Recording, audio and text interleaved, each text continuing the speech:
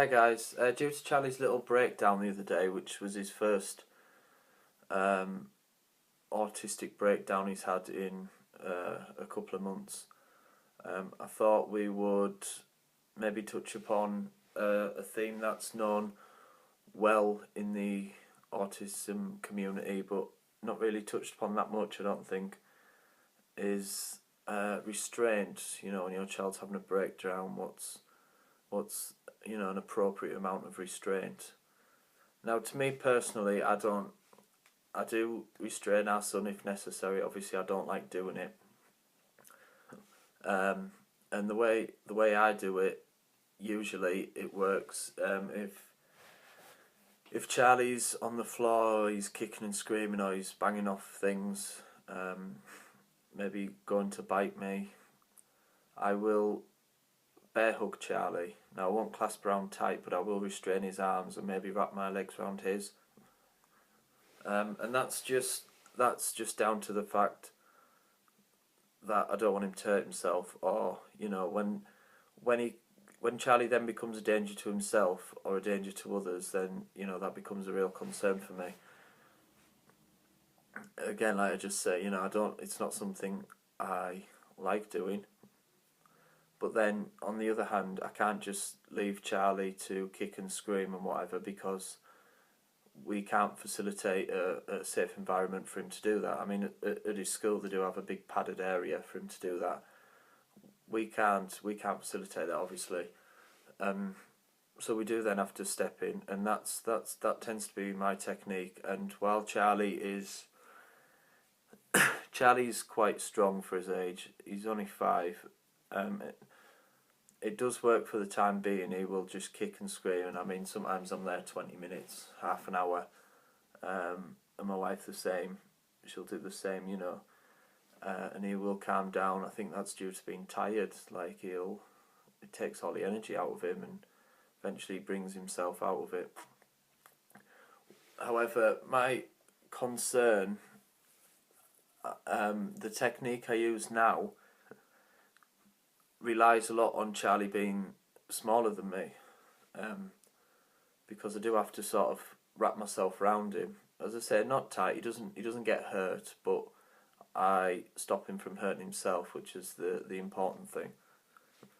Now, I can't see that always working, because Charlie is quite a big lad for his age anyway.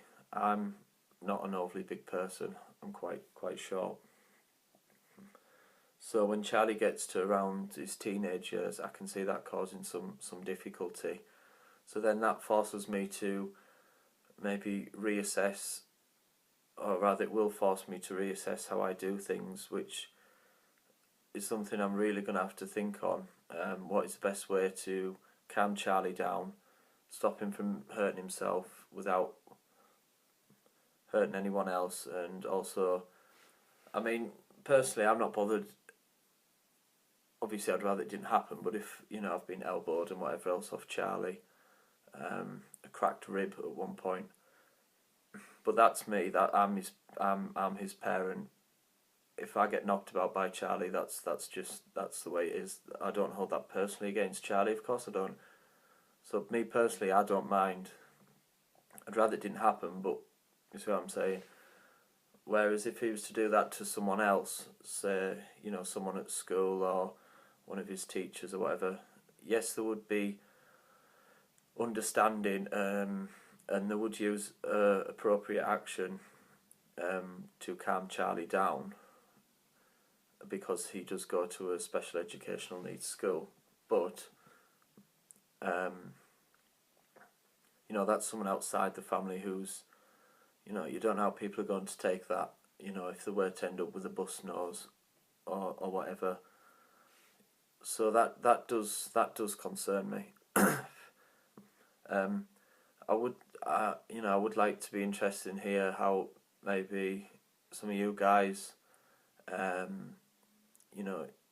restraining techniques. I don't like using that word because it sounds like we're on about criminals or whatever. Obviously we're not, but I suppose that's the correct way to describe it, is restraint. And I'd be interested to hear how maybe you guys do it. or maybe some of you with older children, because this is something that I'm going to have to look into, because Charlie's getting bigger and he's getting stronger every single day, and Charlie's not actually aware of how strong he actually is. You know, he's like a gentle giant, even though he's just 5, but you know, he's a big lad for his age, and he's not aware of his own strengths. So any sort of feedback from you guys, how you do it, or how you would do it or approach it, would be appreciated, for us, for something to bear in mind for the future. But that was just something I wanted to sort of touch upon, because it was in my mind from the other night. You know, I was sat with Charlie about half an hour. Started off on his bed, and I was, you know, sort of doing the bear hug, trying to calm him down. And Charlie did want me there. Charlie did feel that he needed restraining, which was interesting, because he took my hand and went and laid on the floor, and then carried on with his little breakdown. So he did want someone there. He did want comforted, I imagine. He just didn't know how to express it, what he was feeling. So that's good that he's asking for help, if you like. That's an improvement on his social emotional skills. So in that respect, I'm pleased. And I'm pleased we got one out the way, in a way, because even though they are few and far between, you know, it's sort of, you are sort of waiting for it, in a way, for, you know, 2 or 3 weeks after he has, like, I mean, he does have little meltdowns in between, but major meltdown. So 2 and 3 weeks after, you sort of start waiting for the next one. So it just gives you a couple of clear weeks. Not guaranteed, obviously. You know, Charlie's mood can just change at the drop of a hat. But usually he'll go, you know, maybe a month without a proper meltdown.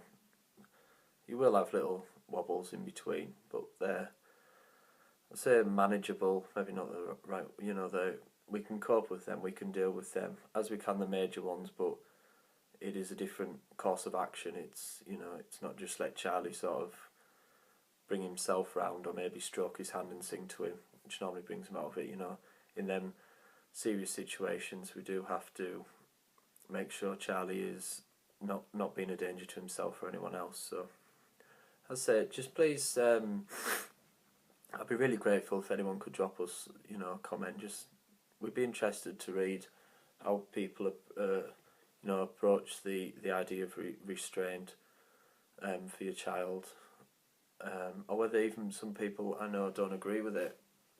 I'm not sure how you would go about, you know, making sure your child doesn't hurt themselves without it. But again, I'm you know, that's why I'm doing this. Like any parent, we are obviously just learning new things every day. So please just drop us a comment and let us know. Stay tuned for later on. We will be posting Charlie's video as well, with a rundown of what he's been doing during the day as usual. So look forward to that. And I believe, I'll have to check with Amy, I think she's doing tonight's episode. We do try and alternate it when we can, but it doesn't always work out like that. Last week Amy had a cold and whatever else, so she did miss a few days. Sometimes I'm not available, so she'll do a couple of days. But where we can, we do try and alternate it. So I will find out for you guys. And thanks for watching, as always. Cheers, guys.